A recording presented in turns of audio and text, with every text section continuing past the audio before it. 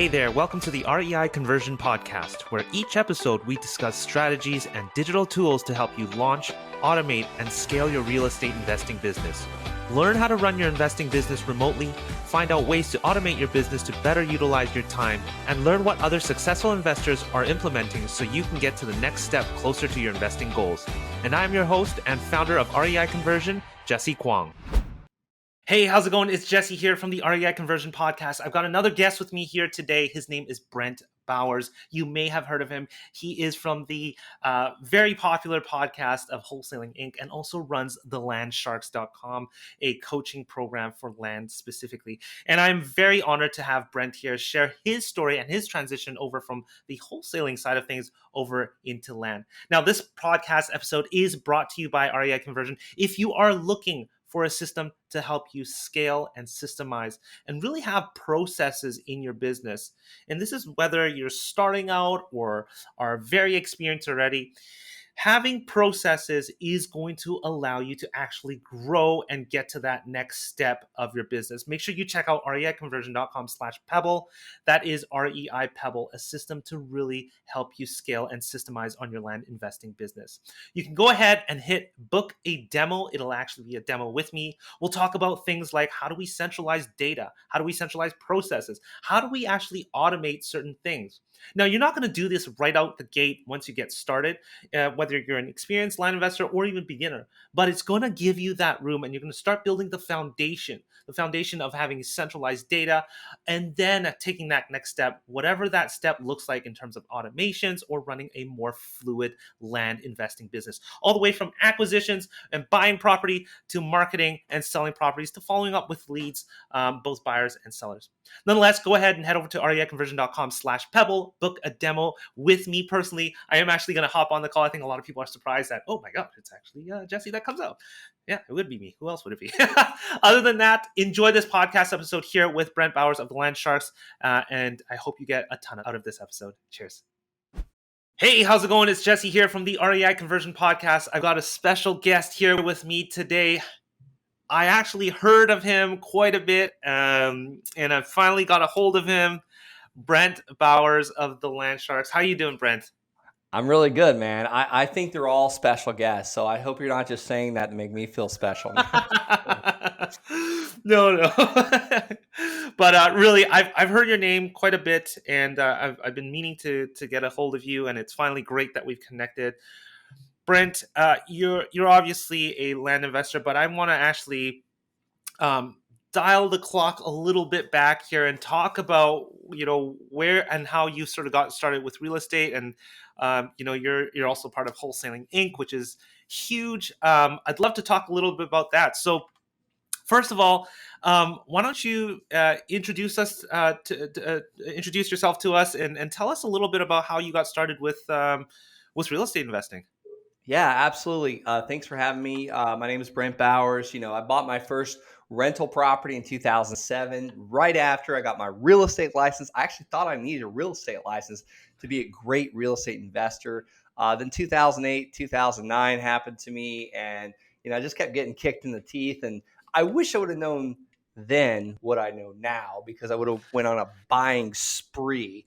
But I ended up joining the military, going back to school, kind of taking a little breaks from real estate until about 2013, because I was out of the United States for several years, for a little over 3 years, a couple of deployments to Afghanistan and Germany, where I was stationed. Got back in 2013, I started house hacking, buying rentals again, and then started wholesaling, and ultimately stumbled on the holy grail of land investing. It's like the best kept secret. The herd is not doing it. When I hear the herd mentality, I picture a bunch of cattle going off of a cliff and falling to their death. So I try and stay exact opposite of the herd mentality.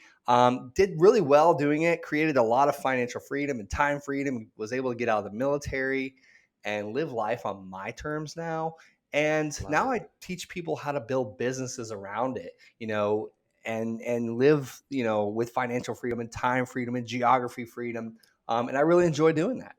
So that's me. Yeah, I love that. So Brent, As you were doing wholesaling with houses, we do get a lot of people who are also interested in that area. What was that transition like over Yeah. to doing land?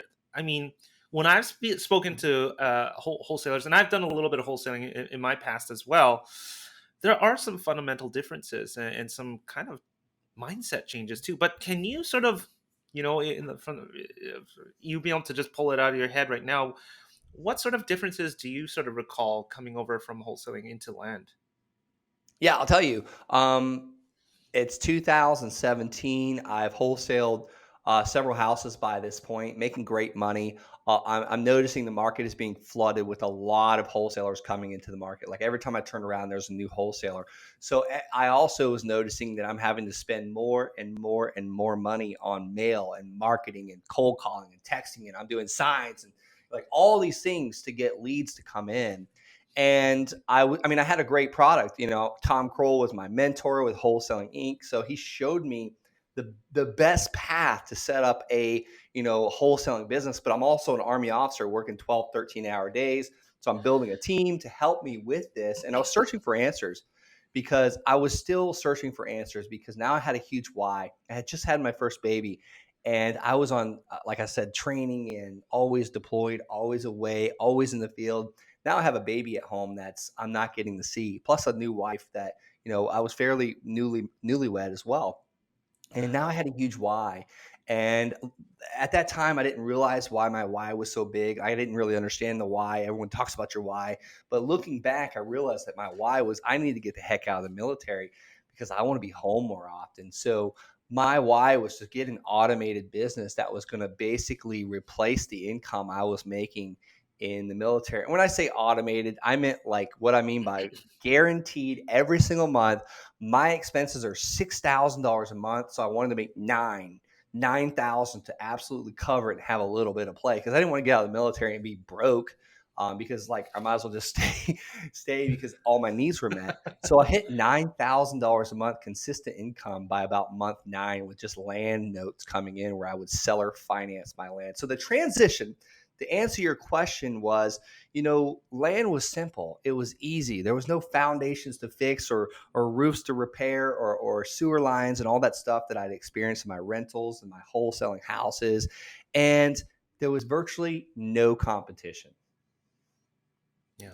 Yeah. What now, what about the process itself? I mean, you're talking about there's no structure to deal with, but let's even talk about marketing Yeah. and acquiring properties. I mean, what differences were there in terms of that? Like, let's just say acquiring properties or finding properties. How different Yeah. was that from wholesaling? Well, wholesaling, I felt like I had to send 5,000 postcards out, answer a bunch of phone calls, go on a bunch of sales meetings. And if I went on 5 or 6, I would eventually get a deal, but I had to do a lot of follow up. Now, let me tell you what my land mailers look like. I started with postcards and then I ultimately stumbled into what I call my LOLs, my land offer letters, where I actually give an offer and they sign it and fax it back to me or email it back or snail mail it back to me. So I'll send about, 3 to 500 of those out and get one deal that I never have to talk to anybody on the phone. And that deal is usually less than 50 cents on the dollar. Yeah, So totally. that's why I say land is easy and simple. And now, granted, are there title issues with land? Are there stuff where it might not be buildable or not accessible? Yes.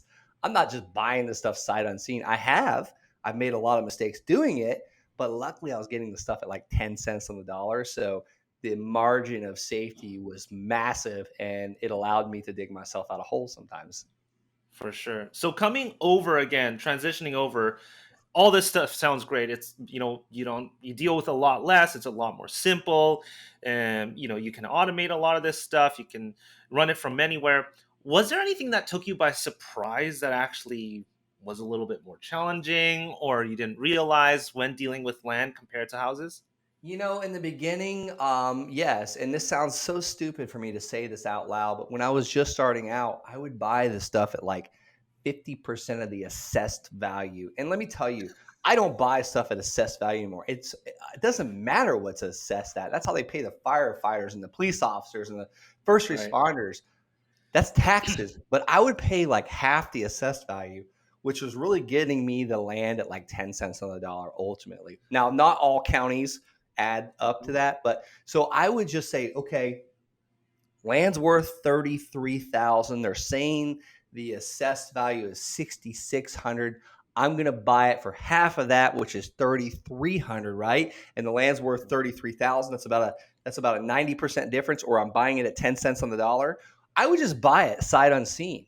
I would get them to give me a quick claim deed. I wouldn't do any title searches. I wouldn't figure out if it was accessible or buildable or you name it. All these things. And I give away a checklist where like we know like we're like, and my team follows it as well to make sure we're not buying a piece of land that's not buildable. Because yeah, you can get it for free, but if you can't access it, you can't build on it, who's going to be interested in that? Probably the neighbors, which I love how, REI Pebble, REI conversion, like I can mail neighbors in like 7 seconds, basically. Who loves that? But Yes. that's the kind of the things I didn't realize. And I made that mistake multiple times on parcels of land. And ultimately, I got all my money back out on all of them and was only not profitable on one of them out of like 6. So I was still making mistakes, but still being profitable because I had the secret weapon, and that was seller financing. Yeah. And I was buying it at such a crazy discount. Love it. Now, on this show, I love talking also about the challenges and struggles. Brent, do you have a property that you can sort of pull out of your recent memory that like it just didn't go your way, or like it was stupid challenging that took you by surprise? I mean, any down to earth stories that you can sort of share with us like that?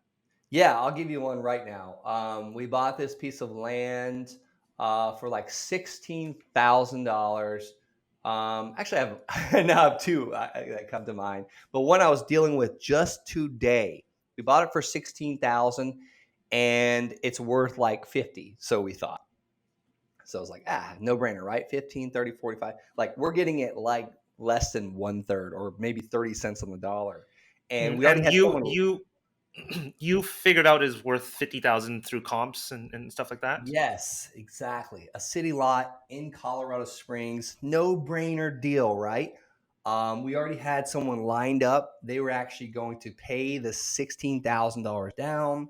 So that was going to be their down payment. All my money is back out of the deal, no problem. And at the last second, that buyer backs out. And it's like closing day. And I'm like, he had 30 days to do it. We ended up giving him his money back. But let me tell you why he backed out. He found out that there was power lines going above the land. We're like, okay, that's cool. We get power really easy. Well, there was just this one area. It's a planned unit development, PUD area, that you can't have. They want your roofs to be exact, like height and width and pitch and blah, blah, blah, blah, blah. Well, that stopped this guy. So ultimately, it went from us getting a down payment that day that was going to basically, I didn't have a penny into the deal.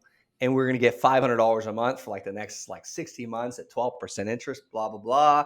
Great deal, right? And I had $0 into it. Well, it's day of closing. So guess what? I'm now the buyer. I close on the land. I buy it because I was like, we can figure out a way around that. Fast forward like 8 months, we brought another builder on. He finally figured it out to where the county was going to allow him to dig like 7 foot into the ground. They basically drive into their or the city. He drives into the garage. The guy's going to make like $100,000 when he does it, and it's finally getting worked out. But let me say, it was like, we thought one thing and it changed on us at the last minute. Rewind a couple years ago. Another deal very similar. I ended up opening up an LLC and a corporation backup because the builder went out of business. Long story short, and found out after I got this whole entire, deal structured and settled. I'm like, I've had like maybe $1,300 into this deal, and the land's worth like 25,000. I already had a buyer ready to go, and the buyer's getting mad at me because it's taking forever. We found out at the last minute that there was an IRS tax lien on this deal. Oof. And I was like, no way, I'm not putting this property in my name. And thank God the title company caught it. Well, we had to wait like 12 months for this thing to fall off. And it was the biggest blessing ever because land in this area skyrocketed. It's the last buildable lot in the neighborhood.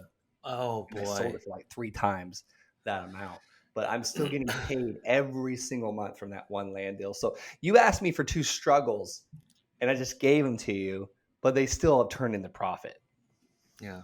Funny how that turns out. Like a lot of these sort of struggles are really like you said, blessing in disguise, or something good can come out of those things. So Yeah. I'm glad that happened and panned out that way. So Brent, you run the Land Sharks. Can you sort of tell me how the Land Sharks came to become, and what you're involved with? Yeah, I mean, luckily Tom Kroll, the founder of Wholesaling Inc, inspired me to start, teaching people about what I was doing. I was already doing it for free at my local meetup. I was always mentoring guys, and it's just something I've Yeah. always been passionate to do.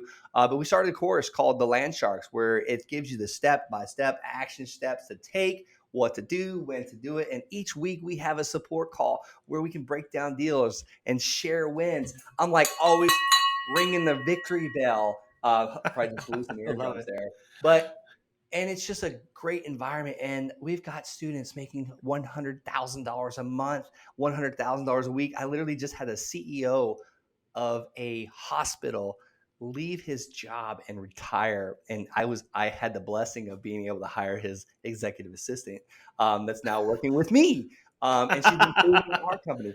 But it's just amazing what it has created. And I've had some people, like, with limited thinking or scarcity mindset, say, aren't you creating your own competition?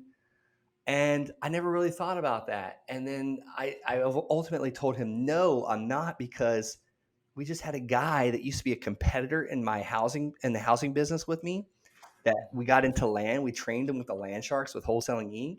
And he just got a bunch of lots under contract that are buildable, that we're going to joint venture together. So it's just been an incredible thing. That's awesome. So now that you're helping a lot of students, and you're coaching other students to get into land. What are some of the more common things you typically hear from people that are getting started? What are some of the more self-limiting thoughts that you hear that stop people? I mean, you mentioned one there. Aren't you creating competition? But I get to hear quite a bit too, as I get to sort of demo a lot of people. But what do you typically see? Hey, I can't sell this piece of land. All these people are wasting my Mm, time. And I said, where have you put it out at? Like, where are you marketing it at? And mm, they might tell me one place. I put a sign out, or I listed it with the realtor and I haven't gotten anything back, or just one thing. It's usually just one thing. And I give 10 different ways to sell the land, like over 10. We can't just list it with the realtor, because that realtor just puts a sign out there and that's it. We've got to yeah. get signs ourselves. We've got to put it on Craigslist. We got to put it on Facebook. We got to put it out there. Get it on landcentury.com for $15. Like all those things I just mentioned. I want you to be everywhere. I want you to have 20 or 30 leads coming in on this one parcel of land, so you can create a feeding frenzy around it. Hence the land sharks. Like, it's not we're running around sharking people out of their land. No, it's we want to create a feeding frenzy for your life, for income, deals coming in. Like, it's kind of like, I always give that example. When I was going to the dance in 6th grade in middle school, I had to ask 10 girls for one to say yes. But the girls, they had like 10 guys asking them for, like, we had a ratio problem, obviously. And that's where I teach people, you don't want to go into the county where no one's buying. So we had a ratio problem. We had more dudes than girls. So the girls had 10 different options. The guys only had maybe, less than one type thing. So Right. there was many guys that didn't get a date, but you want to have more options. I want you to have 10 parcels of land to look at when you're first starting out, and be like, okay, this one's going to make me a little bit of profit. This one's going to make me a crazy amount of profit. Well, go focus on that one only and put the rest in the desk drawer. Right, right, right. So when it comes to marketing, as you said, getting it out everywhere. I mean, this is something incredibly easy to do, and just put it to a task list, and even hire out someone to do this. Is that typically what you also get your students to do, or do you kind of get them to go through the ropes first themselves so they understand it, and then hire someone? What are your thoughts on sort of bringing someone onto the team to help with something like that? Yeah, I teach people, and this might be the completely opposite of what the gurus out there say, is, I want you to focus on what you do best, and Yeah. contract out the rest, hire out the rest, bring people on to help you. Cause I do what I do best and I find other people to help me with the rest. My thing, I Yeah. don't like talking to sellers all day long. I don't like talking to buyers. So guess what? I have found people close to me locally in the United States to help me talk to others. And guess what? I share profits with them.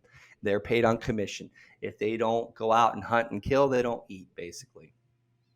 And so, out of curiosity, Brent, how many people are on your own personal land team yourself? Personally, I have two acquisition managers. I have my team over in the Philippines, husband and wife team. I have my executive assistant here in Florida with me. Um, who else am I missing? We have my guy that helps us sell the land in Colorado Springs, another guy that's helping us put out a bunch of signs in Colorado Springs. So I don't even know how many people that, 8, 9, and then myself. Yeah, that is, leveraging. I mean, when we talk about scaling a business, which land is very scalable, this is part of it. Leveraging people to sort of help you grow and grow your dream, which is again amazing to hear. Wow, that is quite a big team you've got going on there. Um, Let me ask you this. I mean, like as you mentioned, everybody's got a special skill or something they're good at.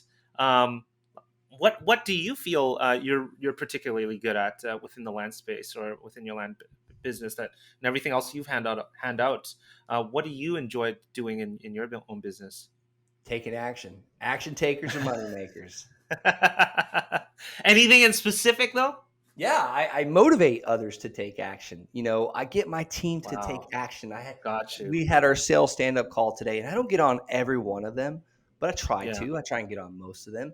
And what my land sales guy said, he was losing energy at the end of the day. And I asked why, and we figured out why. So we figured out a way he can boost his energy. And today, him and I are going to be doing calls together at that time. So that's I awesome. just gotta like that's I would say that's my special gift. Like I can get others to take action.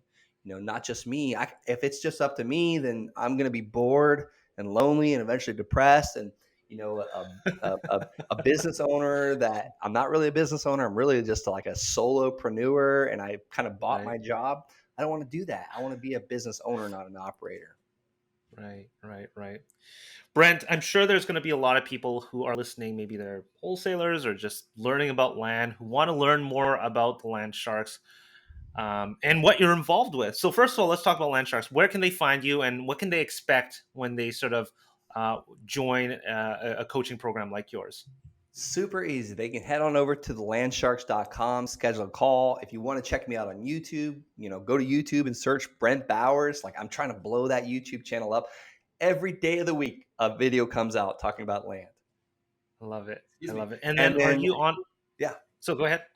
Yeah. And then what does it consist of? I kind of already talked about it a little bit, but it's modules that give you the steps to take, when to take it. We do a weekly support call that's recorded, and we break down deals and deep dive deals. And we have our support group as well. And it's not just me. I have an assistant coach and several amazing Land Sharks members just kicking butt and doing deals. That's awesome. And you also have a podcast as well, right? Well, it's Wholesaling Inc. It's the Wholesaling Inc. podcast. So yeah, check us out on Wholesaling Inc. Awesome. Brent, is there any sort of last piece of advice or word you can sort of give to our listeners here? A lot of them are starting out land or they're exploring land. Some of them are doing land already. Anything you can sort of leave my audience with here? Yeah, absolutely. As you kind of grow in this business and mature, like you're going to find out that there's so many things, many amazing tools coming out from amazing land investors like yourself, like Jesse. So head on over to reiconversion.com. It's an amazing, amazing program. You can send those neighbor letters out. I mean, it's like the best CRM for land investors. So just so people know, I was also on the podcast with Brent, and me and Kevin were sort of showing the inner workings of Pebble, and it was funny to me because A, we were not prepared for that, and then B, and we should have been, and then B, we got time to do a neighbor letter, which was hilarious because we've never been time to do neighbor letters inside of Pebble. So once again, I want to thank you very much for your time to come on this show. My pleasure. Before you stop this podcast or head to the next episode, I want to personally thank you for listening to this episode of the REI Conversion Podcast. If you found this helpful, we'd greatly appreciate an awesome review and rating on whichever platform you're listening to this on. And if you have 2 minutes and wanted to step it up even more and help others, feel free to share this in other Facebook groups or pages or any communities, giving others a heads up of the REI Conversion Podcast or this specific episode that may help them on their investing journey. Once again, thanks very much for listening, and catch you on our next episode.